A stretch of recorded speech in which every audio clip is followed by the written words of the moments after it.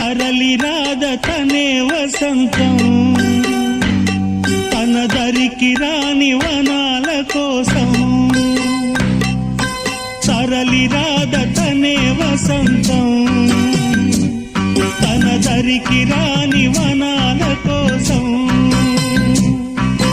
గగనాల దాకా అలసాగకుంటే మేఘాల రాగం ఇలా చేరుకోదా